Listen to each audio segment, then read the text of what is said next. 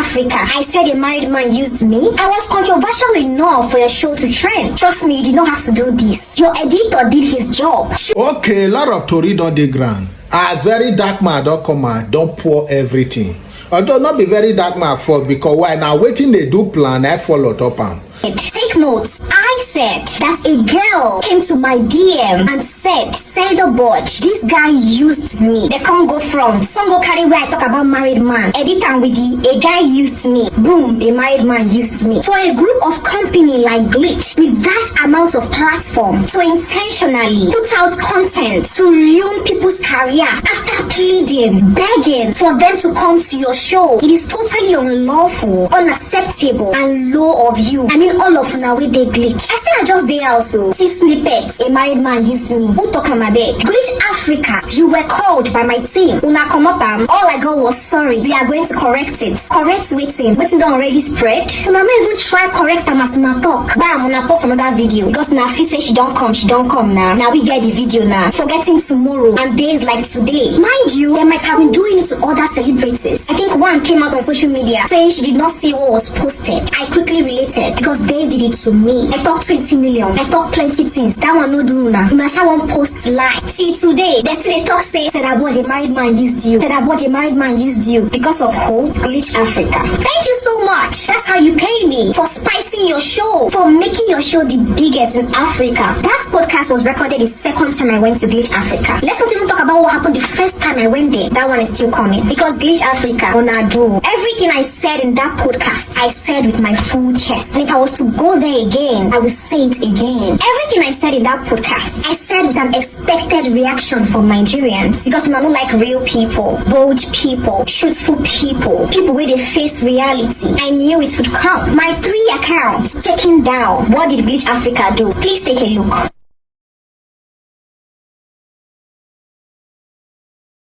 Now I want you guys to imagine, after begging me to come to their show, see the captions they were using to post my videos. On whose page? NADU's page. Friends and family started calling me SIDABUJ. Nobody people will invite you come their show be this. And they follow Nigerians, they drag you. Glitch Africa. I am totally ashamed of you, all of you. Una they claim say una know what entertainment be. Una know nothing. After una beg guests to come, una go use una hand ruin the relationship where you get with that guest, thinking you have it all. But guess what? There is always a tomorrow. And I know say so many other people get their own story to tell. Glitch Africa, I came to your podcast, The Honest Bunch, because I thought, because I've been sincere on understand what entertainment be. But I came to find out, say all that they do for them, manipulate and trick Nigerians into believing a story that is not true. Glitch Africa and The Honest Bunch podcast, I SIDABUJ, challenge you, your reputation and your integrity. If I said this, that a married man used me and dumped me, I felt so bad. Bring the raw file, I'm sure you have it, and put it out. Show Nigerians proving me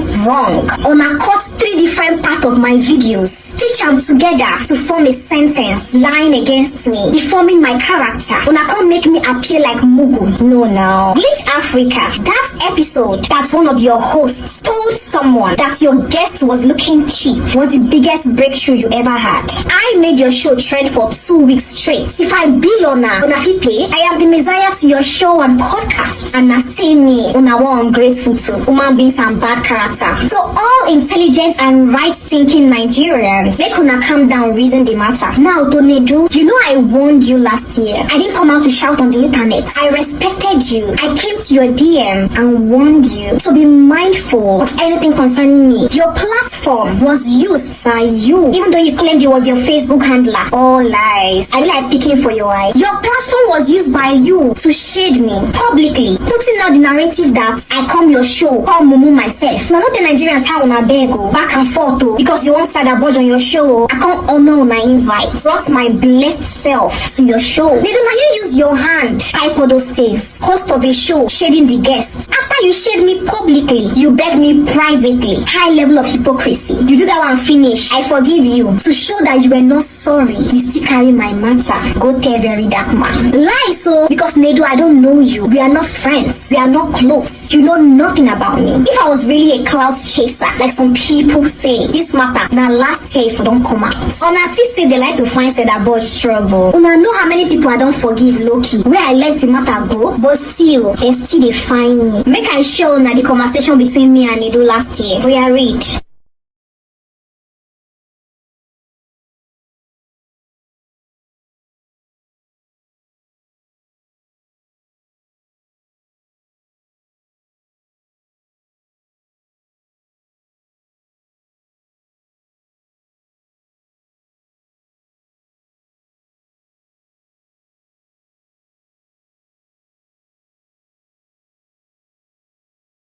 Una don't read finish. This one safe na small. I still get more, but me will no rush the matter. Bit by bit. As una no one leave me for this internet, I no will leave una. Glitch Africa, una trial. For the meantime, Glitch Africa, I dey wait for una to contact.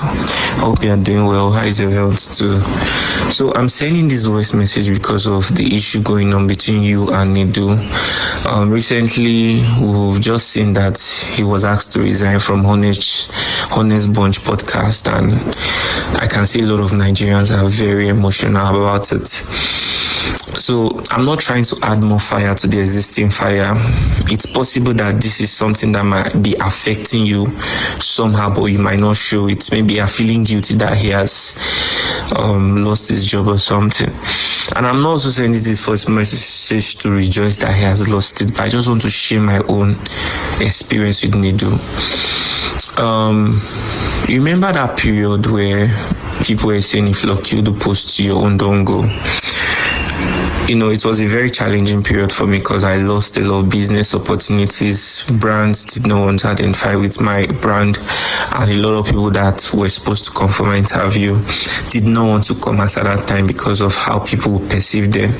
So it was a really challenging period. And then my manager was trying to see if there's something he could do. So he said, okay, if we can go to Honest Bunch podcast to clarify and talk in details, maybe people have a very good perspective of what my platform is doing, because Nigerians know how to joke and catch cruise. So that was a good idea, and eventually he told me NADU wanted to speak to me. I was very happy about it. So we got on a call. I greeted him.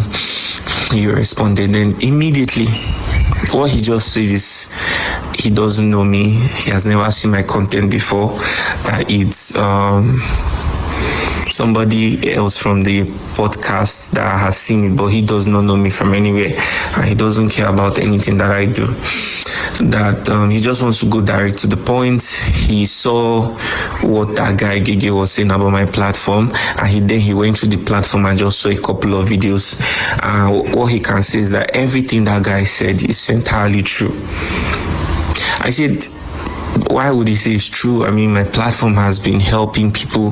There's nobody who has come on my platform and ended up in a worse situation than they were before. You know, we've helped people with millions of naira, with so many opportunities that they did not imagine they would even find. But he said that that's not true, that he doesn't even care. My platform is not doing anything for anybody.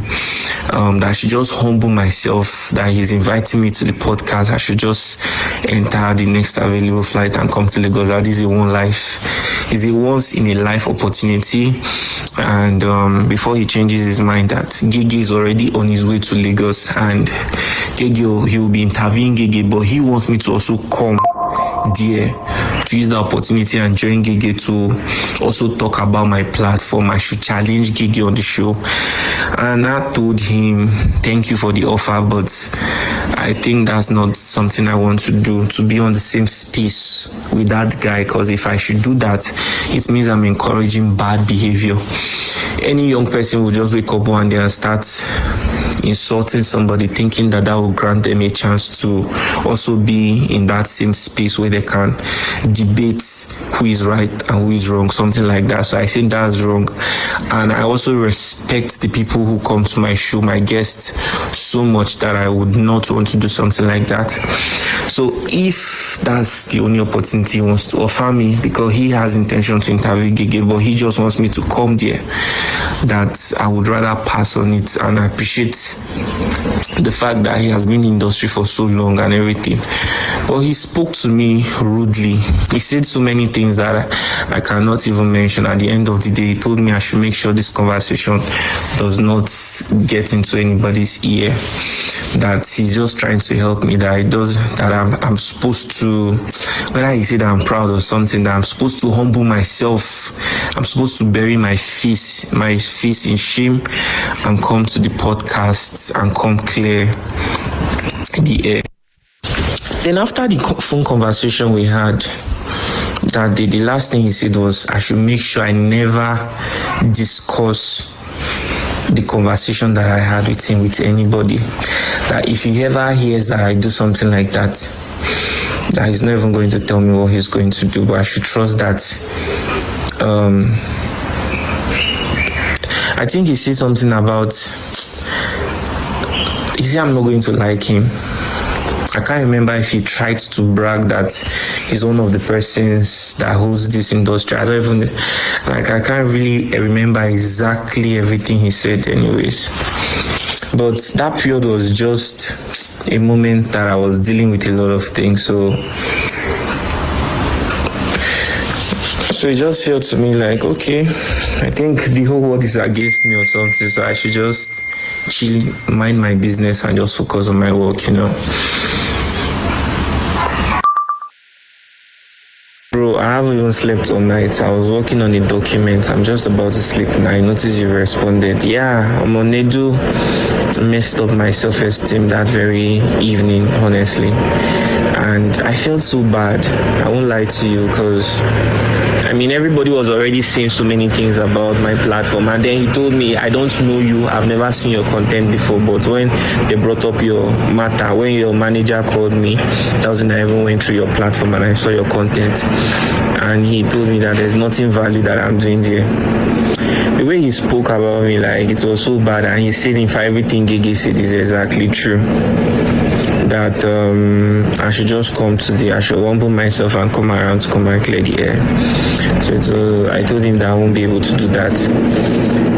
He said no, Allah, that Gege is already coming. That I told him, okay, please, can you guys try not to put my platform in negative light? He said that one does not concern him. That even if he tries not to do it, that he's not sure, maybe his co-host might do it. And I never watched that podcast, even till today. I never even watched it. It was just that very clip that I saw on TikTok where they was talking about my platform, saying that anybody that comes to my platform ends up in worse situation. Said a lot of bad things about my brand. Even Honest Bunch, I'm not saying NADU does not have money to set up his own platform, but he's on a contract as a host there. He doesn't know what it feels like to build a brand, and he gave that guy a bigger platform to even ruin my brand and everything that I've worked so hard for. Bro, I have I had 29 staffs as of December and even till this January. But a lot of people say it's screws, but to be honest, this whole thing has really affected me in ways that I can't explain, and I don't want to talk about it, so it's not be as if maybe I'm giving power to that or that guy or something. I've lost opportunities because of that small issue. I had to let go of 10 people because it will be a burden to continue carrying everybody along. So personally, I said I didn't want to come out to talk about it because personally, I'm not the kind of guy that likes to do all these kinds of things. I just like to focus on my interviews. In fact, that's mostly the only thing you ever see me post on my platform. I just said I should let you know about this because, when every day his resignation later came up. I went through the comment section and I saw a lot of people saying so many ill things about you, that's the only thing you know how to.